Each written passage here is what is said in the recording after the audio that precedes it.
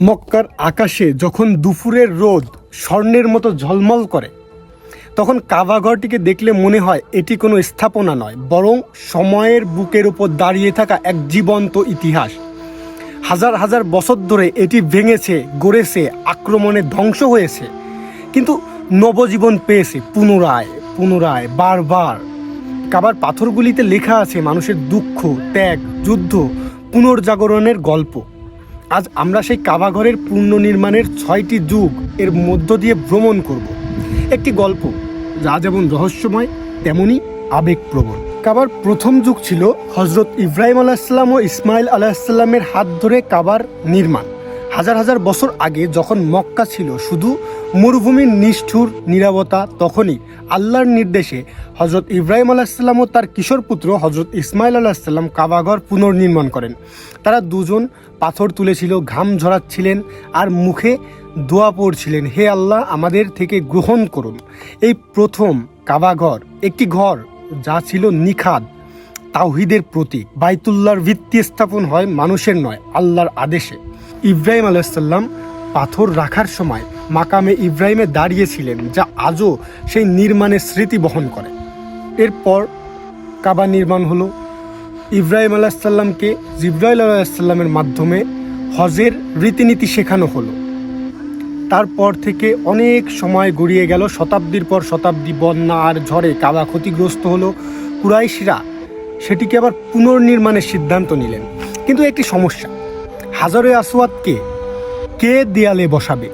প্রতিটি গোত্রই চেয়েছিল এই সম্মানটি নিজেদের কাছে রাখতে।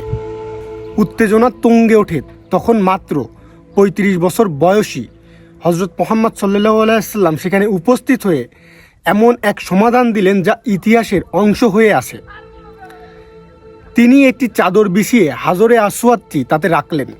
তারপর 4 গোত্রকে চাদরের কোণা ধরতে বললেন। শেষে নিজের হাতে পাথরটি স্থাপন করলেন। এই পুনর্নির্মাণ কাবার ইতিহাসকে নতুন অধ্যায় দিল, বুদ্ধিমত্তা, ঐক্য ও শান্তি। এবং আল্লাহ সুবহানাহু ওয়া তাআলা তার নবীকে দিয়েই সেই সম্মানের সূচনা করলেন।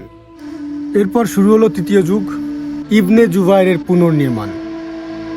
মক্কার রাজনৈতিক অস্থিরতার সময় সিরিয়ান বাহিনী আক্রমণে কাবা মারাত্মক ক্ষতিগ্রস্ত হয়। হাজরে আসওয়াদ দেয়ালের অনেক অংশে ভেঙে পড়ে। তখন ইবনে জুবাইর রাদিয়াল্লাহু তাআলা আনহু সিদ্ধান্ত নেন কাবা পুনর্নির্মাণ করার। তিনি কাবাকে ইব্রাহিম আলাইহিসসালামের আসল নকশার ভিত্তিতে নির্মাণ করেন, যার মাঝে হিজরে ইসমাইল অংশ অন্তর্ভুক্ত থাকে। কাবার দরজা 2টা করা হয়, একটি প্রবেশের, একটি প্রস্থানের। এটি ছিল কাবার সবচেয়ে সুন্দর ও সম্পূর্ণ নির্মাণগুলোর একটি। সময়ের পরিক্রমায় কাবার কাঠামো বরাবরের মতোই বন্যায় ও ক্ষয়ক্ষতিতে দুর্বল হয়ে পড়ে।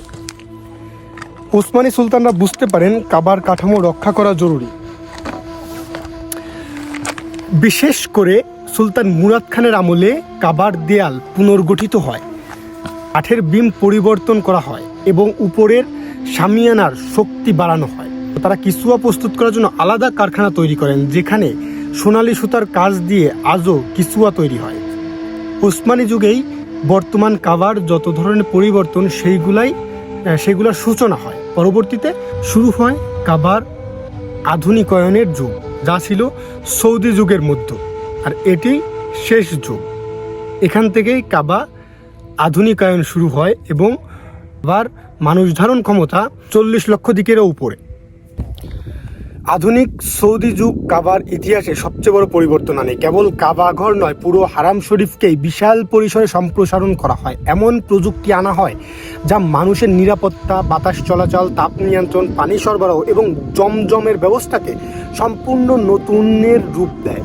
কাবার চারপাশে 3 তলা মেটাফ তৈরি করা হয়, যাতে দুনিয়ার বিভিন্ন প্রান্তের কোটি মানুষ একই সময়ে তাওয়াফ করতে পারে। কাবার নিচে ভিত্তি শক্তিশালী করা হয় এবং পুরো কাঠামো সর্বোচ্চ নিরাপত্তায় সংরক্ষিত করা হয়।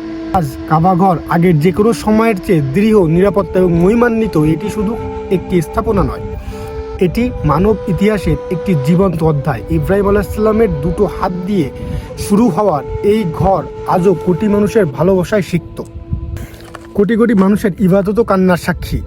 এর পাথরগুলো মানুষের তওবা, দোয়া আর সিজদার চিহ্ন বহন করে। কাবার প্রতিটি পুনর্নির্মাণ ছিল মানবতার জন্য এক নতুন সূচনা, একটি নতুন যুগের দরজা। কখনো যুদ্ধের পর, কখনো বন্যার পরে, কখনো রাজনৈতিক বিপর্যয়ের মধ্যে কাবা আবার দাঁড়িয়ে গেছে নতুন রূপে, নতুন শক্তিতে, যেন আল্লাহ নিজেই এই ঘরকে রক্ষা করছেন। যুগ যুগ ধরে, প্রজন্মের পর প্রজন্ম ধরে কাবা শুধু ইতিহাস নয়, এটি আল্লাহর ঘর, আর সেই ঘরের গল্প সময়কেও হার মানায়।